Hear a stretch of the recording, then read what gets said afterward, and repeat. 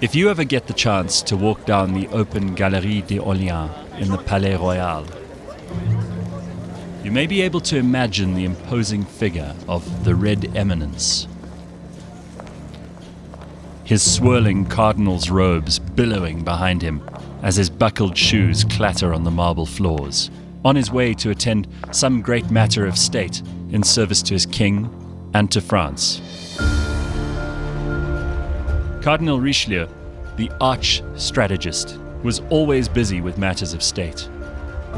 And his influence has bled into Europe, along with the blood of the wars he started, the idea of the modern nation-state, and his network of spies.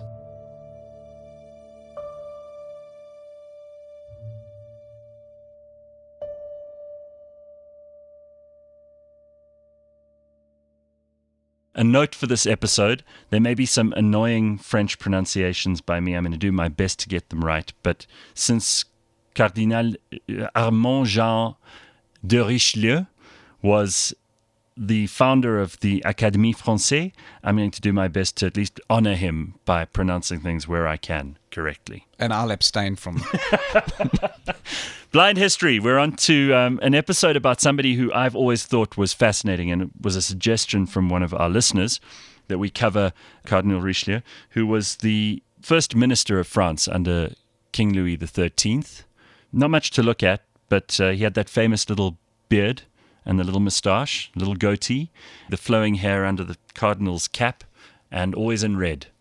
Famously, he is depicted, and most people may only know him from The Three Musketeers by Alexandre Dumas, where he's the villain, he's the bad guy, he's the manipulator, the arch-propagandist of that time, and the Musketeers have to fight him in order to do their king a great service. Of course, the reality is that the king was hugely dependent on Richelieu. I think that was probably a good summary of... Do you think so? Should we stop there? Yeah. Okay, well, then we can just stop there. So anyway, he was born a fairly ordinary chap. His father died when he was quite young. His mother needed one of her sons to go into the clergy because there was a bishopric available nearby. And his brother said, hell no, I actually am a believer. I'm going to become a real priest.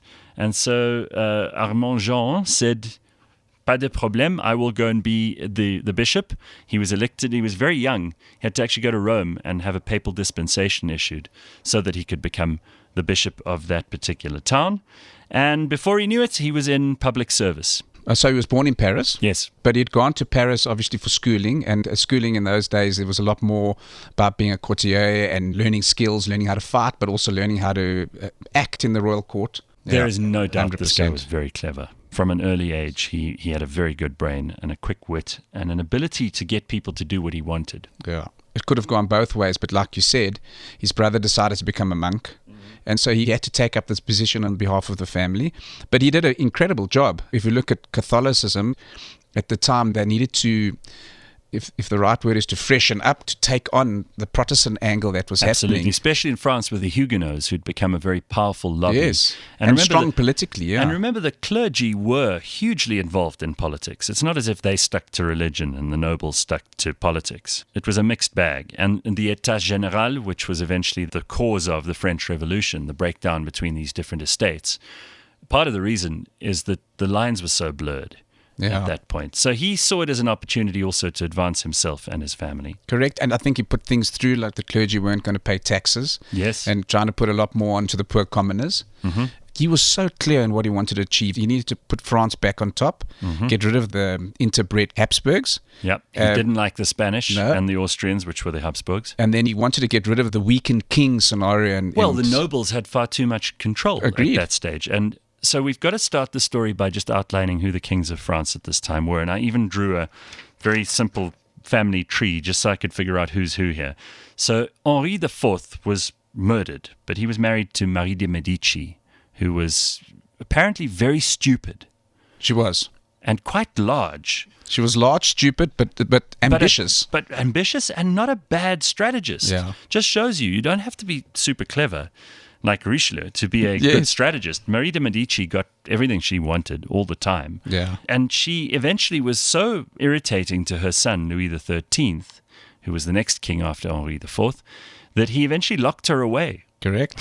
He got rid of her. Yeah. But she was the woman who opened the gates to Richelieu to become the courtier and the minister that he became. When he became bishop of his home area where he grew up, they voted him to go and talk in front of the royal court. And he obviously was just charismatic and he said all the right things, and Maria de Medici just thought, this guy's incredible, we've got to bring him in. And I think at the time they always had somebody in government that was looking after their interests, and I think she did as well. Yeah, and he was the right guy to do this because he was an efficient administrator, a cunning strategist, and someone who understood how to raise certain people up and suppress others. I mean, he did lower the power of the nobility to a degree where the king had the kind of power that he could effectively make decisions and the nobles had to carry it out. So absolute monarch. And that set the path up for Louis XIV eventually. But also what he did was he picked Louis XIII's friends, or you would call it. Yeah, his whole court. His whole court. He decided who to surround the king. Yeah. This king must have been a bit dim. I think he really relied on him. But what was clever about him, he said, look, I must keep this guy around. Yeah. So when his mom started talking cuck, he needed to exile her. Yeah. Every now and then he lost the plot, and he did say, it's the end of the road. I think it was really only once. It's the end of the road. And I think it lasted 24 hours, and the king ran to Richelieu and said, please come back. I'll get rid of my mom. Just come back. So that's one thing that Louis XIII understood. He really needed Richelieu. And if we look at who the king was of France at the time, it was Richelieu. Yes, without a doubt. I mean, there's that, you refer to the day of the Dupes, which is basically where he had his lowest influence. The enemies of Richelieu had started to believe that they had succeeded in persuading the king that he was no good. But as you say, it lasted a few days, a few hours, and then he was reinstated as first minister. He needed him more than he needed the enemies. Correct. How the nobles got their strength and that they always had their own armies and they could mobilize it or they could get together. So what he did was he destroyed all their castles, just not the ones on the borders to protect against the inbreeders, but definitely in the other castles. And so they had no strength. Let's just mention here as a note to this that Antony's not being unkind. The Habsburgs at this stage were the dynasty of the Holy Roman Empire, which was in Austria and in Spain. There were two arms of the family. They might have had three arms the way that they were intermarried. But they were so inbred, it's not unfair to say this, that some of these kings had chins that stuck out further than their noses. Some of them had cleft palates and ears on the back of their head, and not great. If you just look at pictures of the Habsburg, it's the chin basically goes down to the belly button. They had to be helped to eat. And you're right, the ears were properly unbalanced. There's not even, you're not stretching the truth. So his one problem was with the nobles, and as you've pointed out, he managed to destroy their authority over the king and concentrate the authority of the king, centralize the government. But he also took out the Huguenots. He was publicly very opposed to them as a strict Catholic and later as a cardinal, which is as a prince of the church. And they called him the Red Eminence because you address a cardinal as your eminence, and he used to wear red. Cardinals do that. And in France, he was on top of the pile. He was the most important man in France. But as much as he disliked Huguenots, he wasn't averse to making alliances with Protestant countries where he wanted to and needed to.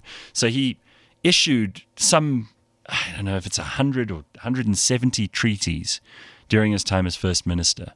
And sometimes multiple treaties with the same country. Holland, the Low Countries as they were called, England. He made deals with Piedmont and Switzerland, which at that stage was like an independent canton of France. And the guy was happy to he was pragmatic. He was happy to make a deal with anyone who'd make a deal with him to achieve his ends. For the good of France, he would make alliances to take out the Spanish Catholics in northern Italy, which is a strategic place where they felt France could be under pressure. So he wasn't afraid to make alliances, as you said. Going forward. For the Huguenots, obviously as sad as it was, persecuted as they were, many died. Some fled, and his surname was Duplessis, and there are many Duplessis in South Africa. Correct. As a result of them having been Huguenots and having fled in the wake of policies brought to bear by Cardinal Richelieu. But what was quite interesting as well was the leniency in terms of he allowed the Protestants to be able to practice their faith even after he basically took them out. But he decimated their political strength. They were no longer a force in France. After there was a war that happened, the religious war, I think it was in La Rochelle. Mm-hmm. I think it lasted a year. And after that, the Huguenots as such, they had no more power. Yeah, that siege at La Rochelle is a famous result of the war between the forces of Louis XIII and the Huguenots. Correct, and he was in the front in that war. Yeah, he commanded, I think, the troops of Louis XIII. So he was obviously a figure of some intrigue, a very grand personality. He was obviously extremely talented at winning over the people who he could whisper things into the ears of. But he had a spy network, and he's also credited with being the inventor of the modern secret service, the modern secret agency, which is interesting. He had a huge network of spies across all of Europe who filled him in on everything, and he was constantly at work. He was always at his desk, writing letters, developing treaties, giving missives, sentencing people to death, and he had plenty of enemies. But the people were so naive around him. Even the king's brother. They came up with these plans. They're going to take him out. He knew about it. Yeah. It's incredible. That spy network really worked well. It was superb. And he was also grooming his successor, Cardinal Mazarin, who would end up taking over after him and who would play an important role in bringing Louis XIV to power after Louis XIII's death. And he was also a press censor. He shut down the press because if they didn't say what he wanted them to say, too bad for them. There was no freedom of speech or expression under him. He also banned all political discussion outside of the Parlement. So if you spoke about politics in public and he overheard you, or one of his spies overheard you, off to jail. No politics for you. But he's also known as the father of the modern nation state because of his administration and the bureaucracy he developed around him. He was probably the best early example of how the nation state would develop after that. And his memoirs are, I think, the raison d'etat, the reason for the state, the purpose of the state. And he's supposedly the guy who coined the sentence, "The pen is mightier than the sword." Correct, he did do that. That was one of his famous statements. But overall, I think if you look at all the countries around, even Charles I, who was a tyrant in England, he had the Duke of Buckingham, who was absolutely useless as a soldier. And Richelieu was key in destroying him. Well, the Duke of Buckingham was actually Charles I's father, James I's lover. Oh, that's true, correct. So that was something people didn't talk about too much in the history books, but it must have been all the gossip around town in London. Yeah, but maybe he was skilled in other areas and maybe not as a soldier. Perhaps, yeah. But what is interesting about Charles I is that marriage was also orchestrated by Richelieu. Correct. He made sure that Henrietta Maria of France married Charles I. Yes, Mary. In England they called her Mary, but it was Maria. And then when he had his head cut off, Charles I, his son, Charles II, came to live at the French court and then returned to assume the throne back in England and put England back on course. So he was just the chess master, just moving the pieces around the board. Without a doubt. And I think if we look at French history all the way up to probably the end of the Napoleonic era, you can sense Richelieu's influence through all of it. Yeah. He was a patron of the arts. It's worth saying that he was a tremendously aesthetically aware human being. He commissioned incredible work on his Palais Cardinal, which became the Palais Royal in France. It's now the seat of one of the chambers of the French legislature.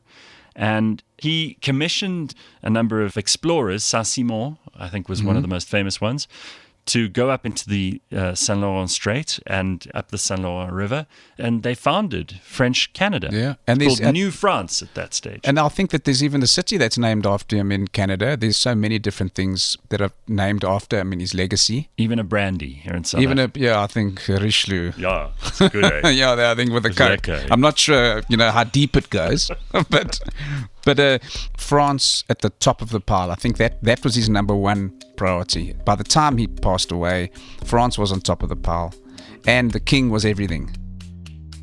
So there he is, an incredibly powerful man in an incredibly powerful time, and someone who rolled out the red carpet for some of the greatest rulers of that era.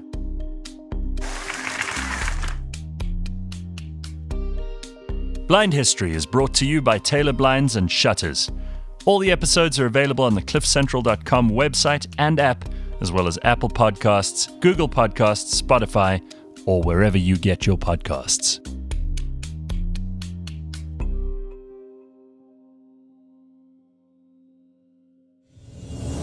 He apparently had in his private chapel, he had a crucifix there made of solid gold and a chalice and a paten, which is a dish that they used to put water in, 180 rubies and 9,000 diamonds in it.